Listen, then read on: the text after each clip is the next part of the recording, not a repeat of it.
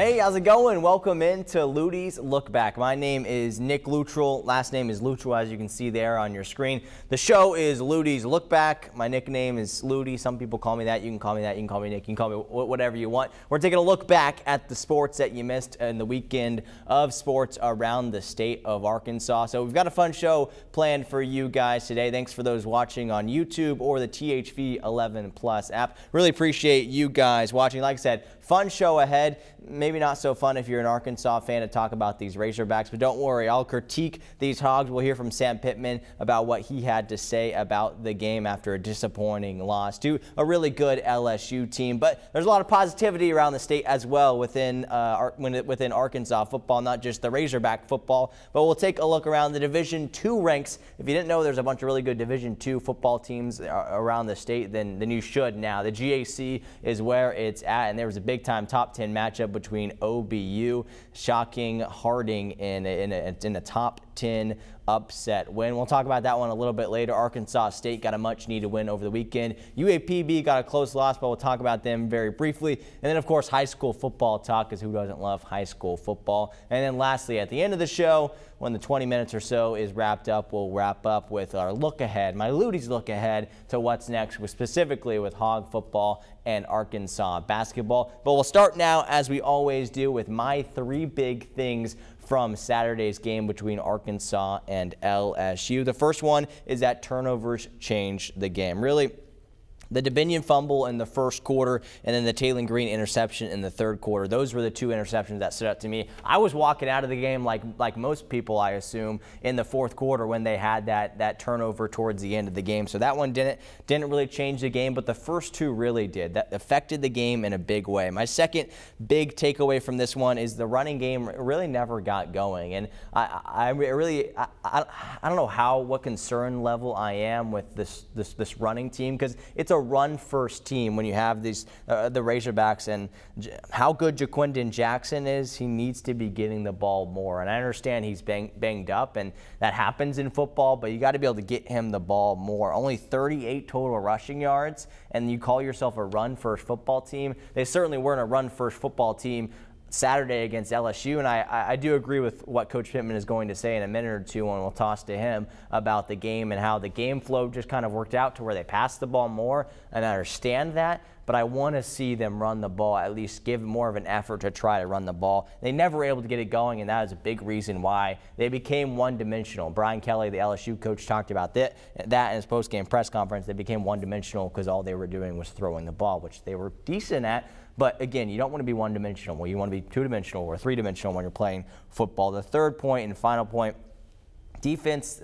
The defense isn't to blame, but the defensive backs played scared. They played scared. They were backing off of the receivers for LSU. They were giving a lot of respect to the LSU receivers, and respect that is well deserved when you have Kyron Lacey and C.J. Daniels, among many others that are going to be playing in the National Football League next year or in a few years. LSU has really good receivers. Arkansas has not. Their defensive backs aren't as good as LSU's receivers, but they didn't play to the potential that I thought they could have. And the energy was lacking, I felt, from the Arkansas defense at times during this game. It wasn't the same defense that we saw against Tennessee. And I think that started with the way the defensive backs were playing. They were playing so far back off of the wide receivers, letting them have whatever they wanted to have in front of them as long as no big plays happened behind them. And yes, there were no big plays that happened for LSU in this game, but it almost hurt more to watch. Slowly but surely, they just kept chipping away at the Arkansas defense. So give credit to LSU and what they were able to do in this game against the Razorbacks. So those are my three big things. And funny enough, it's almost like I planned this. Sam Pittman talked about my three big things. He talked about the turnovers, the rushing game, and the defense. Let's take a listen to the head football coach for the Razorbacks after the game. Interception was a one play. We got the ball with the 16-10, everything kind of was coming in what we thought. We told the kids at half, we said, we get the ball, we'll get it to a one-score game, whether it's a field goal or a touchdown, and then we'll get the ball back, we'll take the lead, put the pressure back on them. And it kind of was working out that way, and then, we missed a outside rusher that we should have blocked, and then, threw the ball and got tipped up got it to the 1, and then they made the 2-point conversion on top of that, and we got down 14, and just seemed like we couldn't bounce back from that. I mean, they were throwing 8 and 10-yard hitch routes, and wide open. So, obviously we tried some different things there, tried some man-to-man and tried some zero coverage, total coverage. They were Nussmeier was really good, and their wideouts were really good, and we've got to get better because we'll see a lot of that continue on down through the season, through the end of the season. What do you think was behind the slower game for your own run game today? Well, we didn't run it that many times. We ran it 19, but then whenever you don't make good yards on it, we did make a 12-yard run and fumbled. I think that the passing game there in the first half, I thought it was working well, and actually I thought we was doing pretty good job, and then we just stalled out and ended up having to kick the field goal. Unfortunately, we missed it, and then the second half he came back and made another one. But point being is I think we were just trying to do what we thought had some success. We were protecting it pretty well in the first half, and then had some breakdowns there in the second half. So you heard from Sam Pittman right there. Arkansas loses 34-10 to LSU. A few more thoughts before we wrap up and go on to some other sports around the state. Taylon Green, his stat line, 21 for 31, 240 yards passing, a touchdown, and of course that interception in the third quarter that I don't know if it was fully his fault. Pittman did say it was one of the offensive linemen that missed a block there, and that's what allowed for that interception to happen, and they scored the next play after that. But Taylon Green, I want to talk about his game after every game that he plays because he's the quarterback and he should be talked about. He should be critiqued by me. He should be looked at by the fans because he is the leader of this team. I did expect more out of Taylon, but I don't think he played bad. I think he played solid. He just didn't have an amazing game. And I don't know if he was 100%. He, of course, had that bone bruise on his knee that he suffered against Tennessee. I think Hog fans were thankful to have Taylon Green playing in this game, but it was almost like he played a little scared. He was releasing the ball a little too early, which is funny because looking at it a few weeks ago, his struggle was he was holding on to the ball for like 10 seconds, running around, and then making crazy plays. And sometimes those crazy plays really worked out for the Hogs. They lost the Texas A&M game, but those plays worked out. The Auburn game, they won. Those plays worked out when he made that deep throw to Isaiah Satania for the big touchdown against Auburn. Those plays work out when he's able to scramble. I think because he wasn't 100%, he was just throwing the ball away. He got sacked maybe 2 or 3 times. I don't have the stats on me for that one, but he didn't get sacked much because he released the ball quicker than maybe he should have at times. But no doubt still a decent game from Taylon Green. Andrew Armstrong, his guy, Mr. Reliable throughout this entire game. 7 receptions, 91 receiving yards, 1 touchdown. You could throw him on that LSU sideline to be a Tiger, and he would be the go-to wide receiver for LSU as well. And that's saying something because LSU has a lot of really good wide receivers. I say it every week, but Andrew Armstrong is going to be making a lot of money in the NFL very, very soon.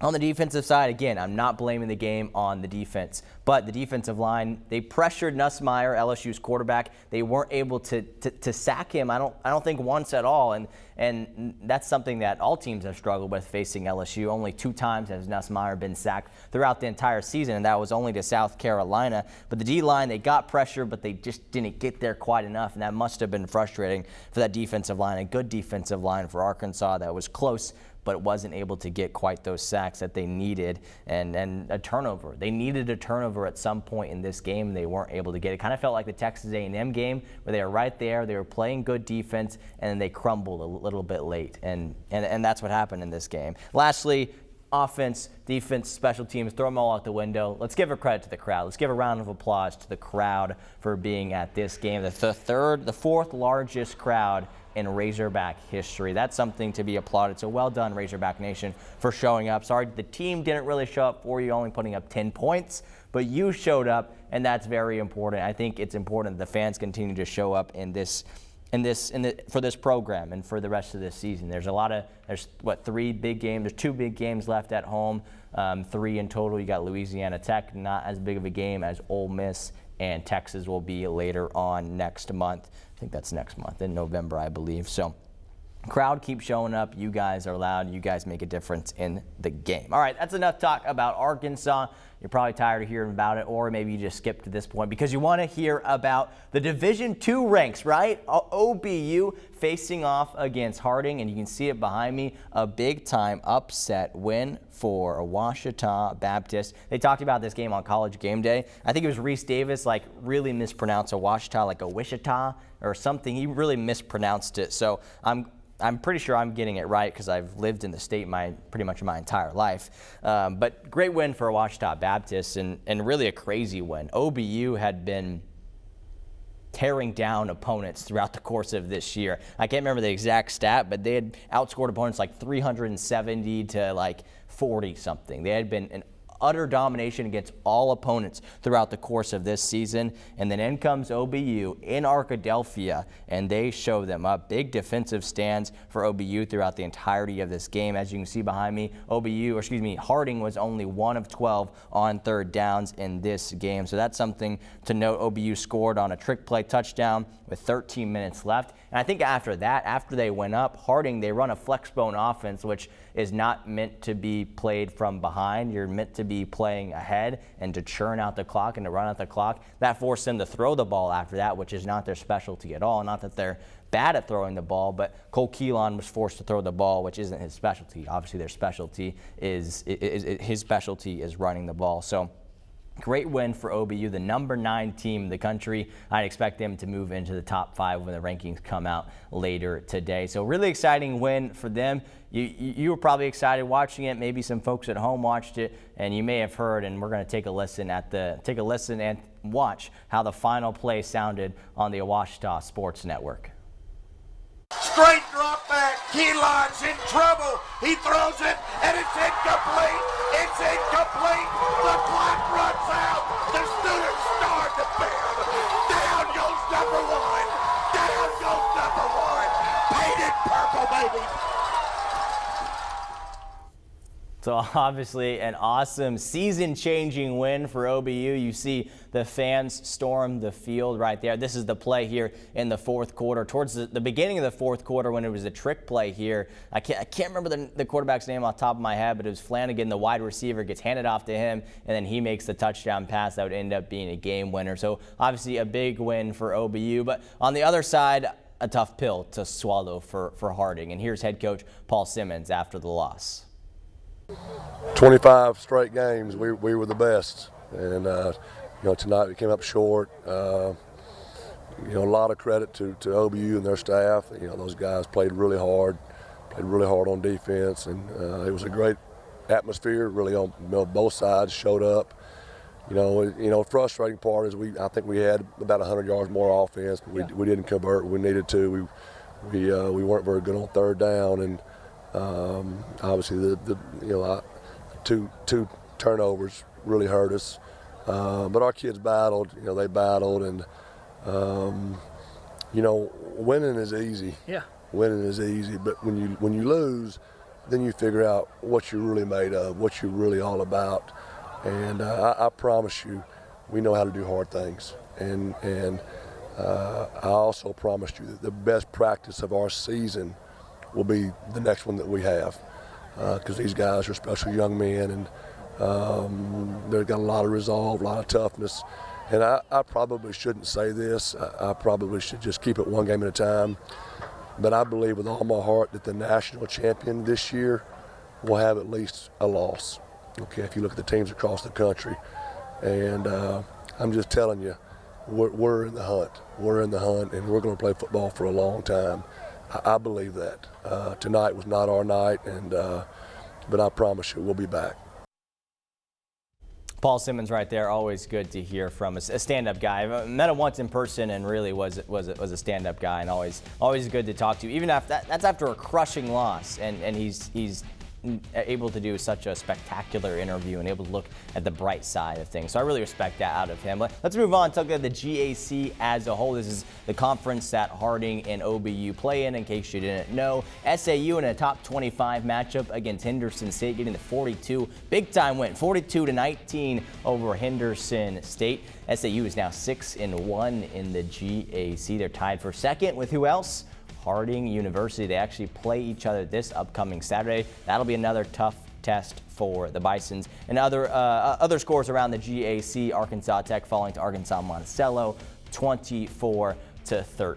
All right, we'll move back up to the Division I ranks right now and finish out our college football talk with Arkansas State and UAPB. First, we'll talk about the Red Wolves. They did what they were supposed to do on Saturday night, 44-28 over Southern Miss. Granted, it was a bad Eagles team with just one win on the season, but 44-28 over Southern Miss. Jaquez Cross, 127 rushing yards. The team as a whole had 281 rushing yards. Might not seem like a huge stat, but that was their the most they've had this season. Malik Hornsby, Hog fans might remember him as the backup quarterback last year or 2 years ago for the Razorbacks. I think it was 2 years ago. He had a 73-yard rushing touchdown in this game. I think he's playing as a wide receiver now. So awesome to see he's being utilized for Butch Jones' offense with the Red Wolves. Jalen Rayner, the quarterback, he was efficient, 20 for 31, 186 passing yards, 3 touchdowns. The defense also came up big, 3 takeaways for the defense, so give credit to them. Arkansas State moves to 4-3 on the season. They'll host Troy next week. That'll be, I believe, homecoming for Arkansas State, and Troy is a team that just has 1 win on the year, so hopefully it can be another easy win. Arkansas State just 2 wins away from being bowl eligible. All right, move on from Arkansas State. Lastly, to our college football talk, talking about UAPB. They've definitely showed signs of improvement. We'll give them credit for doing that. But they took a tough loss to Grambling State. They took them down to the wire, but they fell 31-21. Mekhi Hagan's the quarterback, 230 yards passing, 3 total touchdowns, and an interception. Zamarian Weber, the running back, almost 100 yards rushing. And Giovanni Gibson, I missed talking about him last week because he had I think close to 200 yards receiving last week. That guy, I think he's just a sophomore. That kid is really, really special. He only had 6 receptions for 84 yards, but he's kind of like how I picture Andrew Armstrong on Arkansas. That's what he got. That's what this guy means to UAPB. So really special to see him doing so well. Okay, let's move on to the high school ranks now. Move through that. High school football, of course, happened on Friday night. Pulaski Academy getting the close win over Cabot, 56-47. It's a pick 6 that was actually helped them secure the win. The Bruins are now 6-1, 3-1 in the 7A Central. Good to see them doing well. Cabot played so well, but tough loss for them. Little Rock Catholic getting the win over Sheridan. This one a lot closer than most people expected. 3-point win over the Yellow Jackets. Yellow Jackets almost pulling up a big win, or big upset win, I should say, over the Rockets. Searcy, I love to put 5A Central scores in here because I'm still trying to figure out the 5A Central, just like a lot of people are. Both of these obviously in the 5A Central, the bottom left is your screen. Searcy getting the win over Pine Bluff. I believe they came back in this one. They were down 21-3 at one point. They came back to beat Pine Bluff. Robinson, they were also down early in this one, but they took down BB. The Senators are now 6-1 with a 26-16 win over the Badgers. Top right corner of your screen, Carlisle in our game of the week getting the win, 62-20 over Poen. Nice win for them. Ty Tanksley, the freshman quarterback, 3 touchdown passes. They are still undefeated, and they are looking like the team to beat in the 2A. Lonoke also staying undefeated in their conference with a nice win over CAC, 39-0, and then as well as Greenbrier getting the win, 30-16. Enoch Hassan has been all over the place for this Greenbrier team throughout this season. He had 230 yards rushing in their win. You think that's pretty good? Talk about Mayflower's Devin Davis, rushing for 272 yards and 5 total touchdowns. Mayflower remains unbeaten with a 42-13 win over Equipment. So those are our scores. Let's now get to our Sweet Play nominees. All right, let's check them out, folks. Yarnell's Sweetest Play of the Week time. And nomination number 1, Bigelow. Jaden Dunlap. He punches the ball free. Logan Howell scoops it up, and he's going to score on this one. Doesn't look like he's going to score at first, but there's 3 or 4 of those passionate, determined defensive linemen that push him all the way to the 5-yard line into the end zone. What a play there for Bigelow and the Panthers to score on that one. Taking one more look at it. Carrying the ball, just pops right out, right into the hands of Logan Howell, and he does the rest, helping out with, or his teammates helping him out as he does the rest. Okay, nomination number 2, Riverview. Trevion Grill timing it perfectly. Look, Riverview didn't do so well in this game against Mills. This was their Riverview's only touchdown of the game, but give credit to their defense here and give credit to Trevion Greer going up, high pointing that ball, looking like the LSU guy who intercepted Taylor Green on Saturday. What a play there from Greer, timing it perfectly and using his speed for the pick 6 for the Raiders. Okay, nomination number 3, Glenn Rose, Gage Hood, and his guy, Weston Stanley. Found him a lot on Friday night. Only a junior, 6'4", goes up, high points that ball. And look at the footwork here, able to go up, snag it, 2 hands down, or 2 feet down, I should say. That'd be crazy if he got 2 hands down, but obviously 2 feet down and makes the touchdown catch for the Beavers. All right, you can head over to our website, thv11.com, to go and vote. Another look at that one. Impressive play from the Beavers. Those are your Yarnell's sweetest plays of the week. Those are some good ones. We've seen a lot of good ones throughout the course of this year. Those 3 are up there. Make sure, again, thv11.com/sweetest play to cast your vote. Voting ends tomorrow night, Tuesday night at 5 o'clock. Winner will be announced at our 6 o'clock show on Tuesday. So make sure to tune into that. A couple more things before we wrap up. We got some NFL scores to look at. Thankfully, the Cowboys had a bye, so we don't have to talk about how bad the Cowboys were, but there's some other teams that aren't doing so well around our area. Denver Broncos getting the win 33-10 over the Saints. The Saints were, that's a bad loss for them. They were doing well. They were doing so well in the beginning of the season. Obviously, they fall in this one, and they're now 2-5 on the year. That's not quite as bad as the Tennessee Titans, though, continuing to head in the wrong direction with that loss to the Buffalo Bills, 34-10. They are now 1-5. The Texans suffer a close loss. It was a game-winning field goal by the Packers. They lose that one by just 2 points. Texans doing okay, though, still at 5-2 on the season, and the Kansas City Chiefs getting a really nice win, 28-18, over a good 49ers team that has struggled this year, but no doubt a really solid team. Okay, a couple more things before we wrap up the show. Arkansas soccer, they continue to roll. 4-3 win over Texas on Friday night. That's number 24, Texas. Arkansas, excuse me. Arkansas is number 5 in the nation right now. They were number 1 at one point. They're number 5 right now. I'd expect them to maybe move to maybe 4 or 3 after a win over the weekend against the Longhorns. Always nice when you can take down Texas. I know the old Arkansas fans enjoy watching Texas lose, so that was nice for the Arkansas soccer team. Kind of the opposite for the Arkansas volleyball team as they fell over the weekend. They were 0-2, I guess, over the weekend to Texas, also to Texas. I'm fumbling over my words here because I've been talking for too long, but they got swept by Texas on Friday night. That's number 7, Texas. They're number 7 in the country. Arkansas is just on the outside looking in for volleyball top 25, and then they also lost to Texas A&M in the 4-game series. There's about 5 weeks left in the season, not just the season of volleyball, but this season of football and of soccer and a lot of other those fall sports. So a lot to happen in the next few weeks of what can happen with SEC tournament with some of those teams, with playoff contention for others around college football. But that's what's going on with some of the smaller sports that need to be talked about because, again, the Arkansas soccer team is really, really good. Okay, let's do my Lutties look ahead now to see what's upcoming for this week. Arkansas football. They should get the win. They should get the win. Keyword there is should. They got the kickoff 11:45 a.m. in Stark Vegas against Mississippi State. Of course, the Bulldogs only have 1 win on the season. They have struggled this year, but at the same time, they've played teams closely. I think it was the win against Georgia, only a 10-point. Excuse me, the loss against Georgia, only 10 points, and then whoever they faced this past week, I can't remember off the top of my head, was also a 10-point loss. So they kept it close with a lot of really, really good teams. And now Arkansas, this game becomes so much bigger now that they've lost to LSU.